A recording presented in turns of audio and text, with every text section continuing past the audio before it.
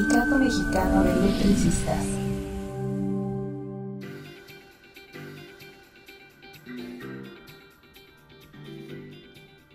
Segunda Conferencia Nacional. 24 y 25 de agosto.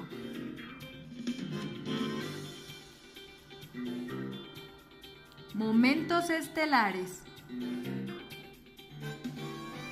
Voy a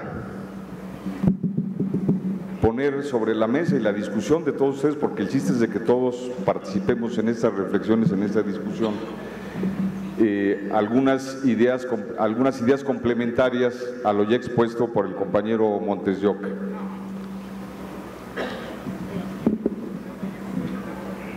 Una cuestión que de entrada señalamos en el documento y nos parece una idea básica con la cual encarar el próximo periodo es que antes incluso de analizar y posicionarnos frente a quién encabeza el nuevo gobierno, y fíjense, nuevo gobierno, no hablamos de nuevo régimen, nuevo sistema, ¿de quién encabeza el nuevo gobierno? Lo que sí es un hecho importantísimo para ubicarnos en la nueva realidad es el hecho, decimos, que lo que marca hoy la nueva situación política nacional es el sentido del voto de más de 30 millones de mexicanos. El hecho histórico que estamos viviendo, que acabamos de vivir y que abre posibilidades en la realidad, es el camino que está marcando la mayoría del pueblo de México. Es esta situación, la acción de millones de mexicanos y mexicanas que son el producto y el reflejo de muchos años de luchas, de resistencias, de triunfos y de derrotas también, de una multitud de movimientos sociales que atraviesan todo el país. Esto es lo que está cambiando al país, no es tanto quién llega o no llega al gobierno, sino de que millones de mexicanos pusieron por fin un hasta aquí a la derecha neoliberal que venía saqueando al país. Esta es una situación que abre perspectivas que también debemos saber aprovechar. No podemos caer y debemos tener cuidado en que siempre que actuemos en el próximo periodo tenemos que hacerlo pensando en que tenemos que dialogar con millones de mexicanos a los que tenemos que convencer de que hay que ir más allá de lo cosmético, que hay que ir a los cambios profundos que necesita el país.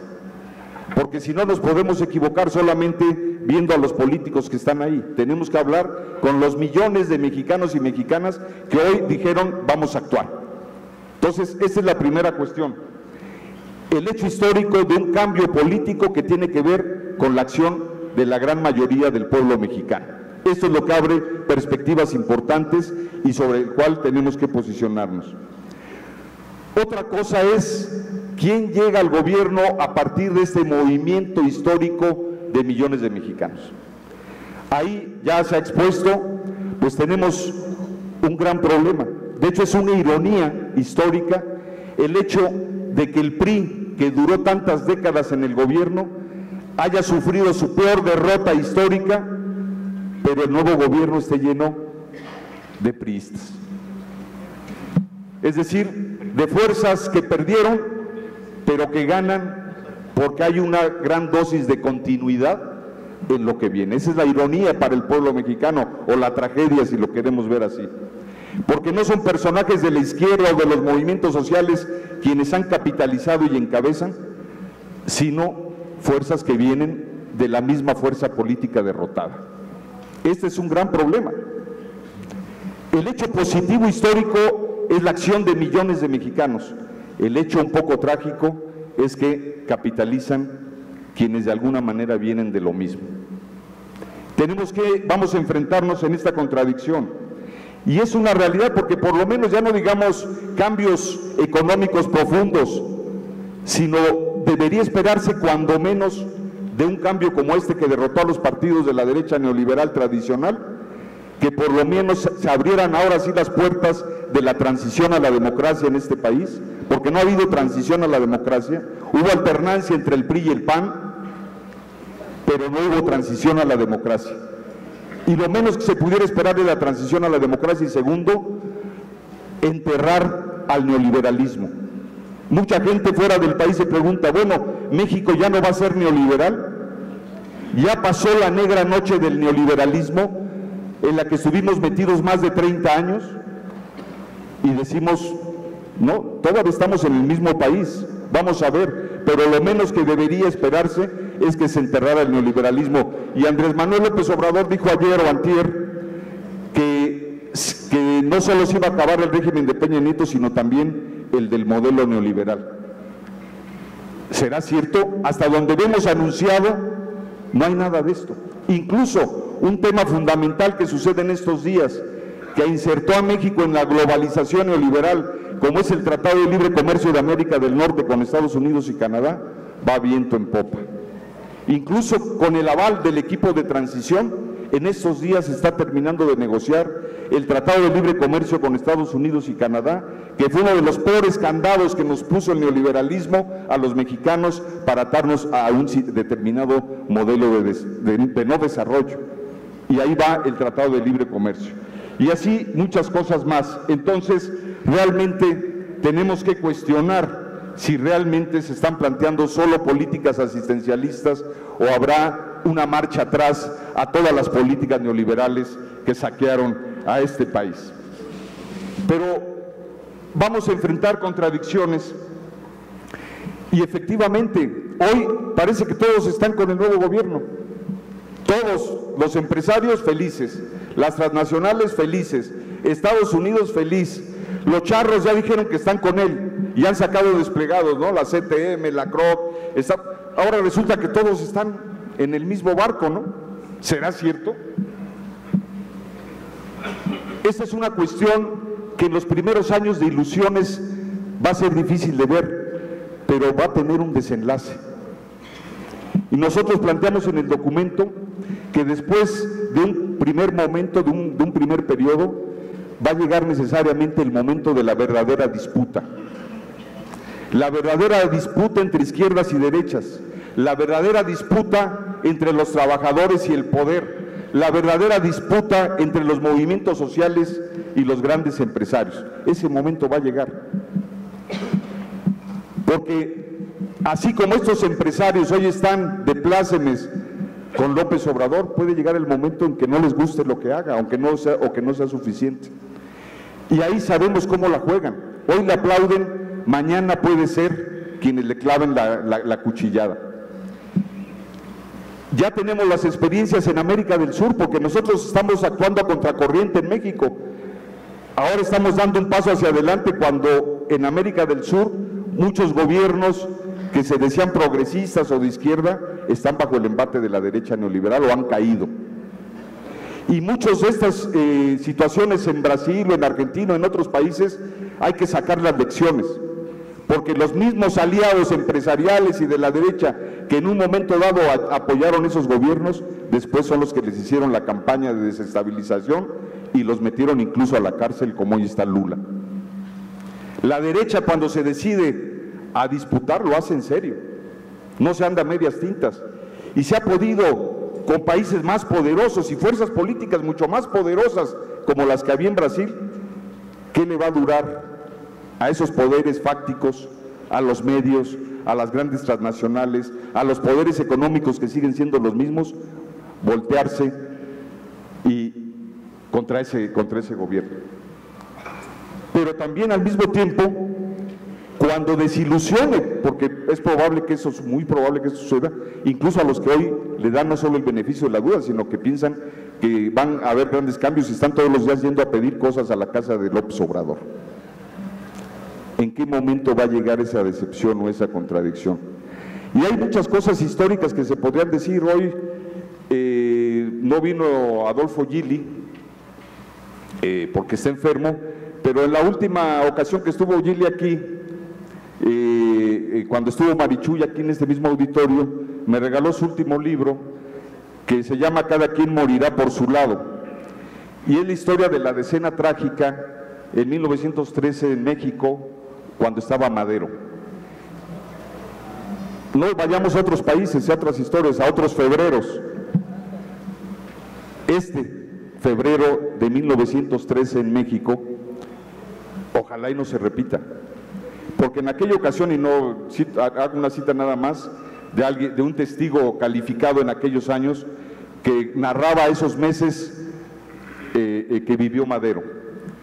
Y dice, veía a Madero rodeado de personajes provenientes del antiguo régimen y obligado a enfrentar la duplicidad de gente mucho más experta en cosas políticas. Madero pudo avanzar muy poco con sus reformas y las masas, antes tantas veces traicionadas, estaban empezando a dudar de su voluntad de ayudarlas. Y después vienen muchas otras cosas de aquellos meses trágicos en los que ya no tenía contentos ni a unos ni a otros. Y finalmente se fue y vino lo más grueso de la Revolución Mexicana, los años realmente más fuertes de la Revolución Mexicana, que iban a culminar en un primer momento con el triunfo de los ejércitos revolucionarios que entraron a esta capital en 1914, después de rebelarse del golpe que le dieron a Madero. Tenemos que aprender de nuestras propias lecciones, de nuestra propia historia, porque no se le puede dar gusto a todos, porque hay un momento en que o está con uno o está con otros, o se apoya verdaderamente en el pueblo organizado, no en el pueblo, porque este tipo de dirigentes soy yo y el pueblo y las organizaciones no me importan, o se apoya en el pueblo organizado o se lo lleva el tren. Y el punto acá es que nosotros no podemos estar confiados a ver qué pasa.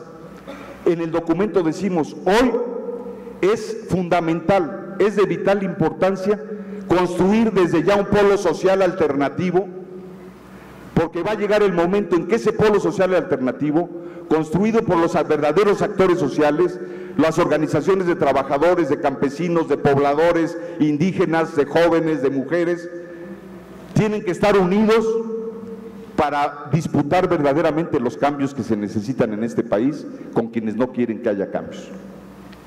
Tenemos que construir desde hoy un polo social, pero una verdadera unidad de los movimientos sociales, no las cosas que hacemos al ahí se va de repente y que estamos acostumbrados a hacer muchas organizaciones. Se necesita un verdadero proceso de unidad para construir un polo social que sea verdaderamente la alternativa independiente, autónoma, para la verdadera transformación de este país.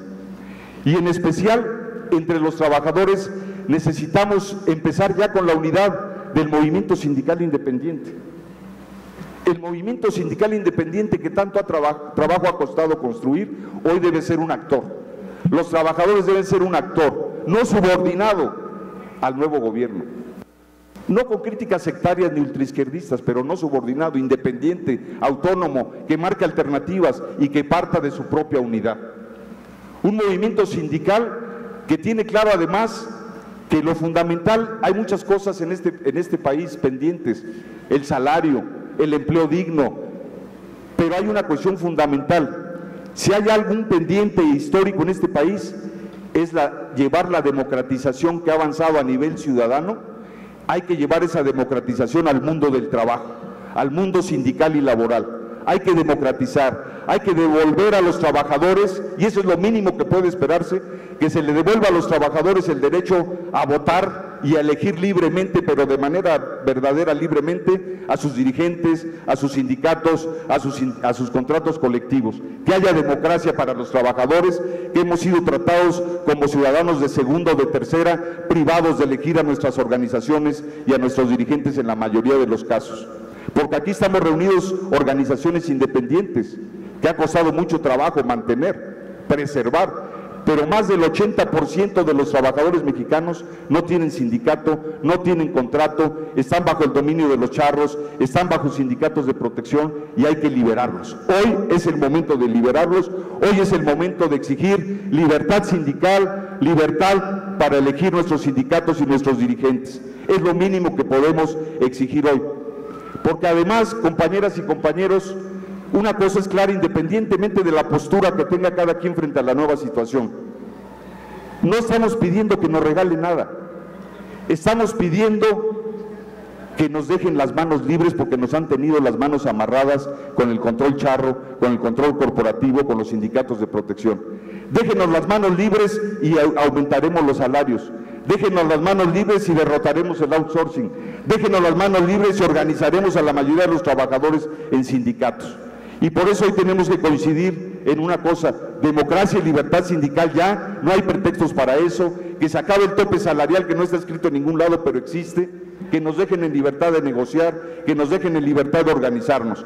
No pedimos nada regalado, nada nos será regalado. Aún quienes tienen más ilusiones o confianza tienen que tener claro que nada nos será regalado, que todo hay que pelearlo, que para todo hay que organizarnos, que para todo hay que luchar, porque será la única forma de que ganaremos más derechos, pero también será la única forma en el mediano plazo de ir por derrotar al neoliberalismo y de ir por una verdadera transformación de nuestro país. Muchas gracias.